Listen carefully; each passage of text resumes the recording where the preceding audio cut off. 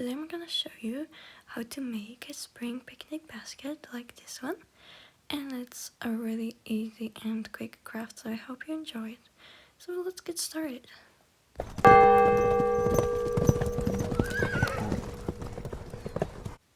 Okay, so to make the basket, I'm gonna be using a hemp twine or a jute twine, whatever you have on hand. It's just a cord made of natural fibers. So I'm just unwrapping mine, and the end bit is a little ugly, so I'm just quickly gonna snip it off. And now I found out that my glue actually, it doesn't want to work. And I quickly found out the reason for it, because when I opened the cup, I found out that the glue has clogged the entrance and it literally became solid in there. So I grabbed my tool and tried to pull it out. It's just really weird. This has never happened to me before, and I wonder how that actually happened. It wasn't that long since I was using it last time. But well, after a bit of pulling and twisting, I managed to take it out, and that was really curious because it literally has the shape of the nozzle and it's like solid. It's really weird and also funny.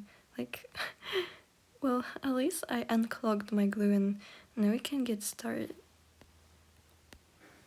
So the basic technique is that you put some glue on your finger. It is gonna be really messy, so be prepared, I have warned you. And you wet the twine with glue, and now you can start twisting it into sort of a circle that you want to keep it flat like a disc to create the bottom of the basket. I just simply start twisting it like this between my fingers, making sure to apply lots of glue so that it holds so well. After a while I have the bottom completed. This is roughly the size I want the bottom of the basket to be. So now I grab some more glue, and what I'm gonna do now is I will start building the walls.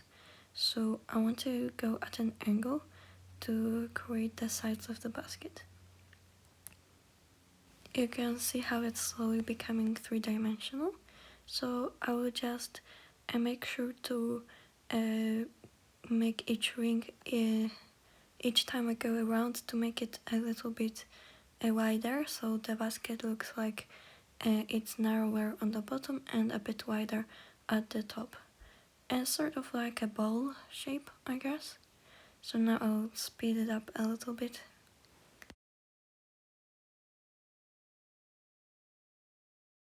And once I have the shape that I'm satisfied with, I don't want to make it too tall because it's a basket, not a vase. I grab some more glue, and I'm gonna do this thing, which is a decorative ring around the rim. That sounds weird. Well, anyways, I'm gonna go horizontally around the basket's rim, to not just for decoration. I guess you don't have to do that if you don't want to. And with that, I just cut off the excess twine, and making sure I cut at an angle so it's easier to glue it down seamlessly. So I just apply a lot of glue and tap it down until it seamlessly blends into the rest of the basket. Now the bottom of the basket is ready, so I can move on to making the handle. I will just make sure that the end is even, not the angular cut that I made before, because it will be easier to attach. Now I just take some of the twine and measure how long I want the handle to be. So roughly this size, I guess, and I can just cut off the excess. And now I end up with something like this. And I can finally clean my hands from all the glue that's left on my fingers. Alright, now I was thinking it will be nice to decorate the handle, so I'm taking a ribbon of yellow shade, I guess, but it doesn't matter what color you pick. I measure it twice the length of the handle and add some extra for tying it at the bottom. Cut off exactly how much I need, and now make sure to fold it in half, and then in this small loop at the beginning we're gonna place the handle like I do in the video. And now it's a bit tricky, but you want to hold onto it and start twisting the ribbon around the handle. First the first side and then the other one. Looking back, I suppose just one ribbon would be enough. Like, you don't need to do both sides, but I don't know, I'm not sure. Like, I guess you can experiment with it and do whatever you want. I just ended up with this, and just yeah, I think it looks alright. So what I'm gonna do with the ends now is that I'm gonna put a little bit of glue to make it secure and tie a knot in there. And with the ends I'm gonna try to make a small bow tie. Bow tie or bow? Tie a bow? Well, you know what I mean. And with that I can literally just attach the handle onto the basket, and we're gonna set it aside to dry. And you might want to use a really strong glue for attaching the handle, preferably hot glue or super glue, I don't know. Mine worked well anyways. So now we can let it dry in peace, and while we clean up the mess that we've made, I'm gonna move on to another decoration for the basket that I came up with, which will be a cute little red ribbon. So I just take a piece of ribbon and tweezers. The tweezers are really important. So what you want to do is you're gonna weave the ribbon around the tweezers like this 3 times. Now going underneath this part, gonna pull it through, and then you want to take the loose end through the loop here like this, and while you pull it you're gonna create a really adorable small bow.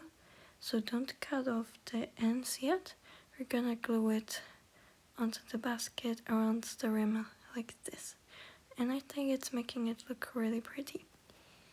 Okay, and once that is done, I want to make another thing for the basket, which will be a lacy thing to cover it from the top. I don't know what's it called in English, but in my country it's traditional to cover the baskets with this type of lacy handkerchief. So I will just try to cut out a circular shape from this lacy ribbon. And then I will secure the edges with some glue and let it dry a little, and then I can cut it out so it's even and it's not gonna fray on the edges. And I will also cut out a circle from tissue paper to put inside the basket to protect the food that will be inside. I will place it carefully with tweezers. And with this, I think the basket is gonna be ready. Now, the last thing I want to do is add some greenery, which is something that you very often see with this type of baskets. So I'm just gonna grab some old dried piece of plant from my stash. Don't ask why I'm collecting these, like, they're really useful for miniatures anyway. I'm gonna use 2 shades of green paint, but I don't think the shades really matter, only it matters that it's green, because we don't want it to look like a dead plant. So I'm just gonna use a darker shade on the whole leaves, and then I'm gonna use the lighter shade on the smaller branches to make it look like it's the fresh spring leaves, and also give it a bit of dimension. I give it a moment to dry, and then I move to attaching it to the basket. And now this little loop, it was not made especially for this green branch, but since it's already there, I guess I'm just gonna use it to make the branch secure in it. But if you don't have this small loop, I guess you can literally just glue it next to the handle, and it should work as well.